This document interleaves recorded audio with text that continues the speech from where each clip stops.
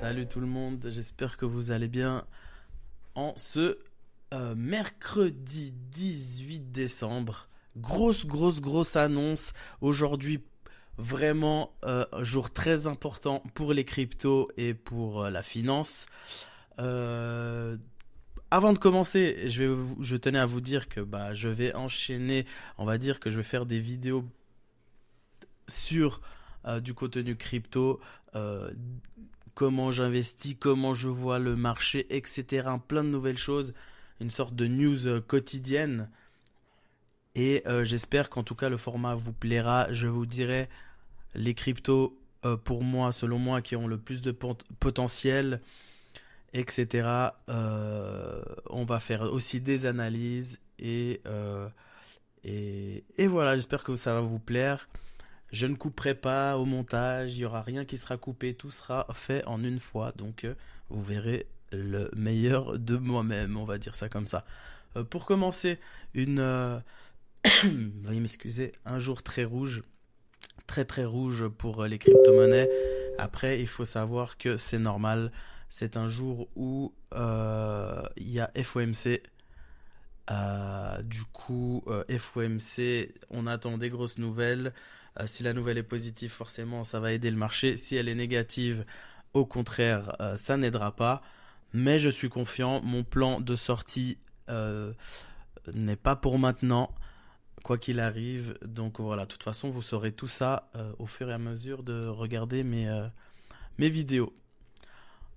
Du coup, Pengu, je sais pas si certains d'entre vous sont rentrés dans Pengu, mais beaucoup de gens sont rentrés et ont perdu, en tout cas à peu près 50% par rapport à leur prix d'entrée. Moi, je suis pas rentré sur Pengu parce que l'idée est bonne, le projet est bien, le token est bien, mais il y a eu beaucoup trop d'airdrops. Je crois qu'il y a eu 27% de supply donné gratuitement à des gens, forcément, le premier jour, ça dump. Donc, il fallait surtout pas acheter. C'est ce que j'ai fait. Donc maintenant, euh, on verra pour plus tard. 3 milliards, enfin maintenant c'est 2 milliards de market cap, pour moi c'est beaucoup. Pour aller viser des x10 et tout, faudrait dépasser PP, Pepcoin. Non, c'est pas pour moi. Donc voilà, on va passer sur l'analyse du Bitcoin. Alors sur le Bitcoin en weekly, on voit toujours que le Bitcoin déjà, il a fait un nouvel ATH. Il allait taper les 108 000 dollars, presque 109 000, c'est assez incroyable. Du coup, on voit qu'on est toujours bullish. Petit retracement, ce qui est normal, un nouvel ATH. Ça fait partie du processus, on va dire ça comme ça. Je vais regarder en daily. Désolé pour les petites notifications, je ferai en sorte que la prochaine fois, elles seront plus là. En tout cas, le bruit ne sera plus là. Et comme vous voyez, on est en train de monter par palier progressivement. Toujours, du coup, on voit très bien, toujours bullish sur le BTC. Moi, la plupart de mes positions sont sur des altcoins. Donc pour moi, si c'est un BTC trop bullish, je suis pas fan parce que moi, je veux que mes altcoins pètent. Mais c'est très positif aussi pour l'économie et pour la crypto-monnaie. On va aller checker le Total 3 vite fait. Le Total 3, pour ceux qui ne savent pas, c'est toutes les cryptos sauf ETH et BTC. On est plutôt pas mal, hein. Je vais me regarder ça en weekly, c'est beaucoup mieux de regarder ça en weekly. On était venu casser euh, le précédent high, donc le dernier ATH entre guillemets, qui était au dernier bull run. On est venu, on a tapé dessus, on rebondit, on descend, on fait un plus bas, ce qui est tout à fait normal, hein. Ce qui est possible ici, bah voilà, on fasse ça. On peut même venir chercher un peu plus bas. Je suis confiant dans ma stratégie, j'en parlerai dans les prochaines vidéos, je pense, parce que sinon ça fera une vidéo trop longue. L'idée c'est vraiment de faire quelque chose d'assez court. Pour la dominance du BTC, du coup, la dominance du BTC, bah, on est en train de remonter. On était bien parti aller chercher les 50%. Pour ceux qui ne savent pas, hein, la dominance du BTC, c'est où est le BTC par rapport à tout le reste des autres crypto-monnaies. Donc on voit que l'intérêt est à 57%, c'est-à-dire que les gens vont beaucoup plus sur le BTC que sur le reste. On voit que c'est en train de remonter, ça fait une semaine et celle-ci où on est en train de remonter, ce qui est normal, hein, le BTC explose, l'intérêt augmente, mais nous, veuillez m'excuser, nous ce qu'on va attendre, c'est que gentiment on se rapproche des 50%. Enfin nous, quand je dis nous, c'est les non-détenteurs de BTC, parce que moi je ne détiens pas de BTC. C'est une très très bonne monnaie, mais je cherche des plus gros multiplicateurs. C'est pour ça que j'ai d'autres monnaies dans mon portefeuille. Et ça, on en parlera une prochaine fois. Première vidéo toute simple. Donc voilà.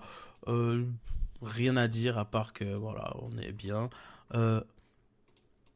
ETH qui est venu toucher son précédent plus haut, qui n'est pas son ATH.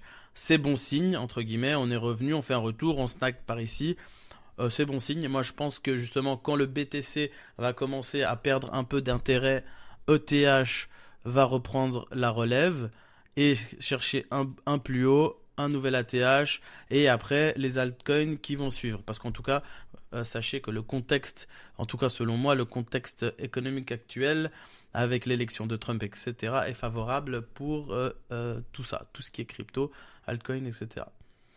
J'aurais bien parlé de ça, mais je vais garder pour la prochaine fois. On va parler de qu'est-ce qui se passe aujourd'hui. Pourquoi aujourd'hui, à 20h, on va savoir si nos cryptos, si c'est un bon, on va dire, si nos cryptos vont péter ou pas, ou si ça va ralentir. Du coup, il y a la décision de la Fed sur les taux d'intérêt. Les taux d'intérêt sont à 4,75 et c'est prévu pour 4,50. Donc une diminution des taux d'intérêt, ce qui serait favorable pour nous. Je pense que ça va se faire. Après, on ne sait jamais. Mais ce serait une bonne nouvelle. Donc à 20h, on attend les taux d'intérêt et la conférence de presse FOMC. Ça va discuter un peu de l'avenir, entre guillemets, de toutes ces choses-là. Sinon, on va passer sur quelques actualités qui m'ont un peu fait de l'œil, on va dire ça comme ça. Trump rencontre le PDG de Crypto.com alors que l'entreprise abandonne son procès contre la SEC. Donc il faut savoir que Trump va voir, je crois qu'il a des rendez-vous avec XRP, patron d'XRP. Là avec Crypto.com, c'est que du positif en fait. C'est vraiment que du positif pour, en tout cas, tous les tokens. Moi je détiens plusieurs tokens made in America, entre guillemets. Si on parle du Link, Cardano, XRP et tout ça. Donc très très positif. On le voit là. Il a l'air super content. Donc voilà, moi c'est une des choses qui m'a interpellé. Tout ce qui est lié à Trump en ce moment, juste avant sa présidence, qui est le 20 janvier je crois. Tout ce qu'il fait avant d'être président, c'est très important parce que voilà, on va s'attendre à plein de choses. Et il faut pas oublier qu'il avait dit qu'il allait arrêter la guerre en quelques jours. Et ça, c'est très très très positif aussi pour l'économie globale. Alors, le trading Tether USDT se poursuit à travers l'Europe malgré le retrait de Coinbase. Il faut savoir que je ne me suis pas penché encore à fond sur le sujet, mais il me semble que on ne pourra plus utiliser le USDT en Europe. Pour l'instant, il n'y a pas beaucoup d'exchanges qui ont délisté l'USDT. Donc on va voir. De toute façon, nous, ça nous concerne oui et non. Moi, j'aime bien mon stablecoin de base, c'est l'USDT. Par contre, j'hésiterai pas à passer en USDC. Donc voilà, quand il faudra encaisser, parce que ça sera, selon moi, bientôt le moment d'encaisser. Je me donne encore 3 mois pour en tout cas prendre des profits, en tout cas prendre la totalité de mes profits. On va voir comment ça se passe. Et de toute façon, on en discutera pendant les prochaines sessions, prochaines vidéos.